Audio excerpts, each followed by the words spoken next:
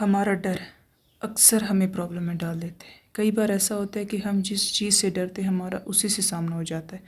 उन्हीं सिचुएशंस को हम कई बार अपनी लाइफ में अट्रैक्ट कर लेते हैं जो कि हम नहीं चाहते कि ऐसा हो, वही हमारे साथ कभी कभी हो जाता है। इसी चीज़ के अराउंड रिवॉल्व करते हैं मर्फीज़ लॉ ऑफ फेयर। इस लॉ के अकॉर्डिंग जिस चीज़ से हम जितना डरेंगे उतने ही हम उसके नज़दीक जाएंगे या फिर वो सिचुएशन हमारे नज़दीक आएगी। फॉर एग्ज़ाम्पल आपको ऑफिस जाना है। अब ये बेसिक नेचर है कि कभी कभी रास्ते में कोई एक्स्ट्रा काम पड़ सकता है, कभी ट्रैफिक ज़्यादा हो सकता है, लेकिन अब घर से निकलते ये थॉट अपने दिमाग में बैठाए रखे हो कि कहीं मैं लेट ना हो जाऊँ, कहीं मैं लेट ना हो जाऊँ, कहीं मैं लेट ना हो जाऊँ।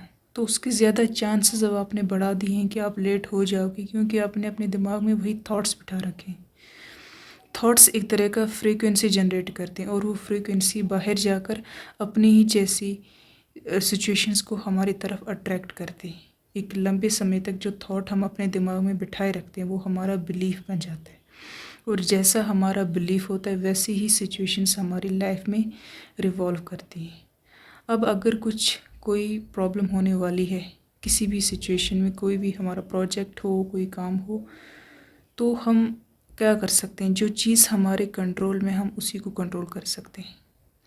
हमें चाहिए कि हम उस प्रॉब्लम को पूरी तरीके से एनालाइज करें, या कोई काम हम करें पूरी तरीके से एनालाइज कि कहीं कुछ गलत तो नहीं हो सकता, और अगर हो सकता है तो हमारे पास क्या सल्यूशन है कि हम इस प्रॉब्लम को ठीक कर सकें। सल्यूशन के बारे में सोचें तो उसे फ़ौरन एग्जीक्यूट करें।